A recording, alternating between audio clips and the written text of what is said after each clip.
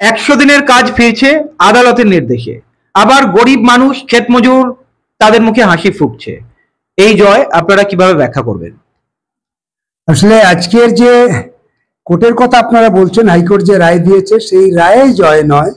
আসলে জয় তো আমাদের সেদিন হয়েছিল, যেদিন বামপন্থীরা তাদের সমস্ত কিছু ত্যাগ স্বীকার করে গোটা দেশে গরিবদের জন্য আইন করতে লড়েছিলেন পার্লামেন্টে।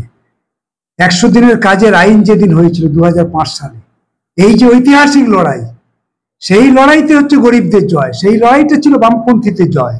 কারণ ওই আইন আমাদের দেশে ছিল না, গরিবদের জন্য কোনো আইন ছিল না, খেটে খাওয়া মানুষদের জন্য কোনো আইন ছিল না। সুযোগ থাকা সত্ত্বেও পার্লামেন্টে কোনো দায়িত্ব না নিয়ে, সরকারে না গিয়ে বামপন্থীরা সেদিন ঠিক করেছিল যে আমরা গরিবদের জন্য একটা আইন করে দিয়ে যেতে চাই, যে আইনের বলে সারা দেশের গরিব মানুষ অন্তত কাজ পাবে। সেই দিন আমাদের জয় হয়েছিল। সেই দিন আজকের যে রায় হয়েছে, রায়টা নিশ্চয়ই সাধুবাদ জানাচ্ছে এই রায়টাকে, কারণ হাইকোর্ট থেকে এই রায় দিয়েছে। ওই হাইকোর্টে গেছিল আমাদের রাজ্যের একটা সংস্থা, তারাও এই 100 দিনের কাজের জন্য লড়াই করে, তারা কোর্টে উপস্থিত হয়েছিল। পরবর্তীকালে আমরাও কোর্টে যাওয়ার চেষ্টা করেছিলাম, কিন্তু লড়াইটা আমাদের ময়দানে আছে, লড়াইটা আমাদের মাঠে। আমরা মাঠের লড়াইটাকে আমরা কোর্ট পর্যন্ত নিয়ে যেতে চাই।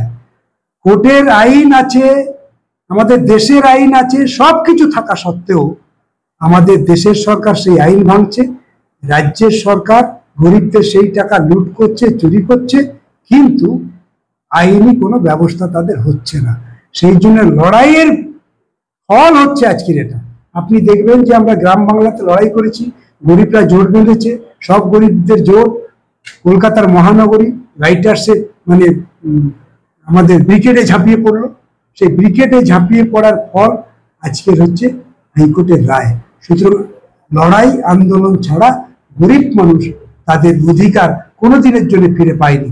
আজও যে রায় কোর্ট থেকে দেয়া হয়েছে, সেই রায় গরিব মানুষের লড়াইয়ের একটা ফসল। আমরা দেখছি আপনারা আন্দোলন করেছেন, গরিব মানুষের লড়াইয়ের ফসল বলছেন আপনাদের এই আন্দোলন। তৃণমূল কিন্তু বারবার দিল্লি ছুটে গিয়েছে, মমতা ব্যানার্জি থেকে অভিষেক ব্যানার্জি 100 দিনের কাজের টাকা দিতে হবে।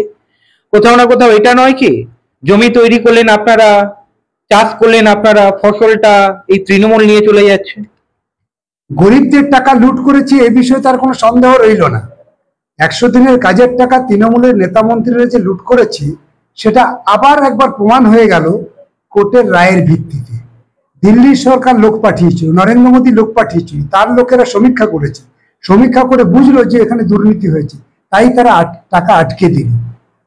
অথচ আইনে বলা আছে 3 মাসের বেশি 100 দিনের কাজ আটকে রাখা যাবে না, এইটা আইনে পরিষ্কার করে বলা।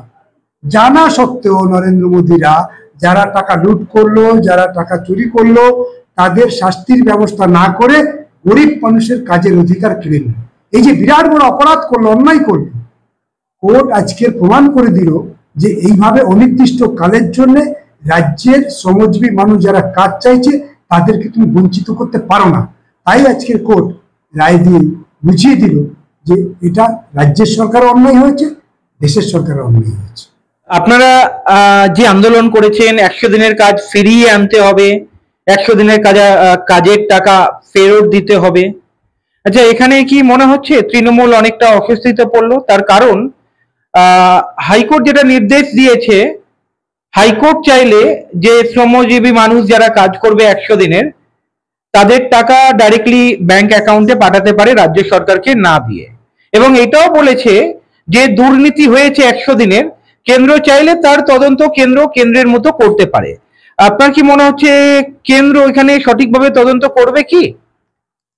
আপনি দেখুন, আমাদের রাজ্যে কেন্দ্রের তদন্ত টিম আসার পরে আমাদের রাজ্যে কাজের টাকা বন্ধ হলো।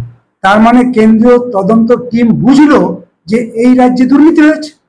দুর্নীতি যখন হয়েছে, দুর্নীতি কারা করেছে এটা যখন চিহ্নিত হয়েছে, তাহলে দিল্লির সরকার এদের বিরুদ্ধে কেন আইনি ব্যবস্থা নিতে পারলো না? আসলে আইনি ব্যবস্থা নিতে ওরা চায় না, যেহেতু এখানে তৃণমূলের সরকারটা আছে।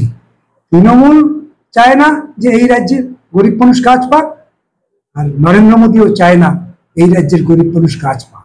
সেই জন্য দুজনেই দুজনের মতামত, দুজনের ভাবনা একই, মিলে যাচ্ছে যে গরিব মানুষ এখান থেকে কাজ থেকে বঞ্চিত হবে। আইনে বলা আছে, কোর্টে রায় দিল, এরপরে যে ওরা কাজ করবে কি করবে না সেটা তো একটা অনিশ্চিত জায়গা। কারণ ওদের কাজ করার যদি সদিচ্ছা থাকতো তাহলে তো কাজটা শুরু করে দিতে পারতো নরেন্দ্র মোদী, টাকা তো পাঠাতে পারতো। যারা চুরি করছে তাদেরকে বাদ দিয়ে কাজ চালু রাখার প্রভিশন আছে ওই 100 দিনের কাজের আইনে। তাহলে প্রভিশন থাকা সত্ত্বেও 3 বছরের বেশি কাজ আটকে রাখলো কেন? লক্ষ লক্ষ মানুষকে কাজ থেকে বঞ্চিত করলো কেন? জবাব তো দিতে হবে আজকে নরেন্দ্র মোদীকে। কেন আছে বন্ধ করে রেখেছে কাজ? আসলে যত দিন যাচ্ছে তত গরিব মানুষের ঐক্য বাড়ছে, জোট বাড়ছে, আক্রমণ হচ্ছে। আপনি অবাক হয়ে যাবেন, আমরা যখন কাজের দাবি নিয়ে পঞ্চায়েতগুলোতে যাচ্ছি, হই হই করে মানুষ বেরোচ্ছে, আর পঞ্চায়েতের প্রধান পালিয়ে যাচ্ছে, বিডিও অফিসের বিডিওরা পালিয়ে যাচ্ছে। কি বলবে তারা? কি জবাব দেবে? তাদের কাছে জবাব নেই, সেই জন্যই তারা পালিয়ে যাচ্ছে। এই সিচুয়েশন তৈরি হচ্ছে আজকের রাজ্যে। সেই জন্য পরিবেশ পরিস্থিতি যে জায়গায় যাচ্ছে, এই আন্দোলনে বাধ্য করাবে ওদেরকে এই রাজ্যে কাজ শুরু করতে। এই 100 দিনের কাজ তো আমরা দেখতে পাচ্ছি, বঙ্গ বিজেপিকে আমরা কিন্তু দেখছি না যে 100 দিনের কাজ নিয়ে অতটা উৎসাহ রয়েছে। কিন্তু বঙ্গ বিজেপি এখানে যেটা দেখতে পাচ্ছি, মহিলাদের সুরক্ষা, ওবিসি নিয়ে, হিন্দুদের সুরক্ষা, জোর কদমে আন্দোলন চালাচ্ছে। কিন্তু 100 দিনের কাজ নিয়ে অতটা উৎসাহ কেন দেখা যাচ্ছে না বিজেপির মধ্যে? ভোটের স্বপ্ন দেখছে ওরা, ভোটের স্বপ্ন দেখছে ওরা। সেই জন্য মনমোহিনী প্রকল্প কি কি আছে, কি কি ক্যাশ আমি দিয়ে দিতে পারলে আমি ভোটটা পাবো, ও তো সেই পরিকল্পনা করছে, সেই ভাবনা, সেই স্বপ্ন। গরিবরা কাজ পাক এটা তো ওরা চায় না, কোনোদিনের জন্য চায় না। আপনি যদি দেখেন একটু পাতাটা উল্টিয়ে বুঝতে পারবেন 2014 সালে নরেন্দ্র মোদী ক্ষমতায় এসেছে। যেদিন থেকে ক্ষমতা এসেছে তারপরে প্রত্যেকটা বাজেটে এই গরিবদের এই প্রকল্পে টাকা কমিয়েছে। অথচ এই প্রকল্পে আমাদের দেশে যা স্থায়ী সম্পদ তৈরি হয়েছে তা আমাদের দেশে যে শিল্প কলকারখানা আছে তার চেয়ে অনেক বেশি। আবার এই প্রকল্পে সবচেয়ে বেশি মানুষ কাজ পেয়েছে। তাহলে টাকা কেন কমায়? টাকা কমায় এই জন্যই কারণ এই প্রকল্পে যারা কাজ করছে তারা হচ্ছে গরিব মানুষ। আর গরিব মানুষ যদি কাজ পায় ওরা এলাকায় থাকবে, ওরা এলাকায় থাকলে স্কুলটাকে খোলা রাখতে হবে, আর ওরা এলাকায় থাকলে ওদের পরিবার থেকে 100 দিনের কাজের যা রোজগার হবে তাতে ওদের সন্তান আরো পুষ্ট হবে। ভয় হচ্ছে ওদের, সেই জন্য গরিব জোট বাঁধলে, গরিব কাজ পেলে বিপদ বাড়বে ওদের। সেই জন্য গরিবকে যত বেশি বিচ্ছিন্ন করা যায়, গরিবকে যত বেশি ঠকানো যাবে, লাভ তত বেশি ওদের হবে। সেই জন্য গরিবকে বিচ্ছিন্ন করার জন্য এই যে ক্রাইসিস তৈরি করছে, এই যে কাজ কামাই বন্ধ আমাদের রাজ্যে, মানে এটা কি দাঁড়াবে? দেখুন 100 দিনের কাজ এখানে নেই, গরিবরা কাজের সন্ধানে সব ছুটে বেড়াচ্ছে, গোটা রাজ্যে হন্য হয়ে ছুটে বেড়াচ্ছে।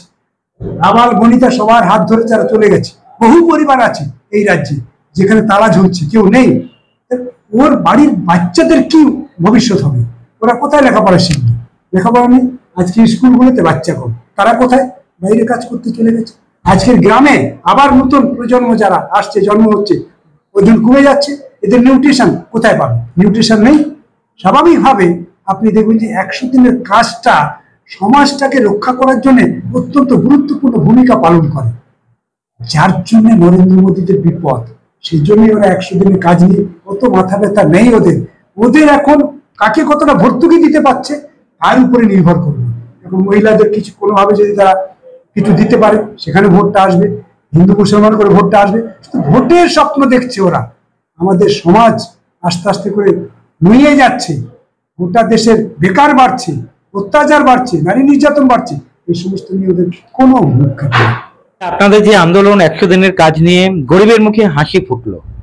2026-এ বিধানসভা নির্বাচনে কোনো কি এফেক্ট পড়বে? কিছু ভোট পার্সেন্টেজ যাদের হয়ে লড়লেন তারা কি আপনাদের দিকে ঝুঁকবে? কি মনে হয়? গোটা রাজ্যের দিকে যদি আপনারা তাকান দেখবেন যে ব্রিগেডের পর ব্রিগেড একটা বিরাট মহাসমারোহ হয়েছে। নরেন্দ্র মোদী এবং মমতা ব্যানার্জির ঘুম চলে গেছে। বিপদ যে ওদের সামনে ঘোরাফেরা করছে সেটা ওরা খুব ভালো করে বুঝেছে। ব্রিগেড থেকে ফিরে এসে তারপর আবার ঘেরাও কর্মসূচি। মানুষকে কাজ দিতে হবে, মানুষের অধিকার ফেরত দিতে হবে। বলে আবার এই যে পঞ্চায়েত ঘেরাও কর্মসূচি গোটা রাজ্যে এটা তোলপাড় হয়েছে। গোটা রাজ্যের দিকে তাকালে বুঝতে পারবেন। অর্থাৎ যত দিন যাচ্ছে তত মানুষ তাদের বিরুদ্ধে মুখ খুলছে। ফলে এভাবে যদি চলতে থাকে আর কয়েক মাস পরে কি হবে এই রাজ্যের রাজনীতি আপনি এখন আজ করতে পারবেন না। আমি বিশ্বাস করি মানুষ যেভাবে ঘুরে দাঁড়ানোর চেষ্টা করছে, মানুষ যেভাবে তৃণমূল বিজেপিকে আসামের কাঠগড়ায় দাঁড় করিয়ে দিচ্ছে, তাতে আগামী দিন লাল ঝান্ডার পথ যে পরিষ্কার হচ্ছে এ বিষয়ে কোনো সন্দেহ নেই।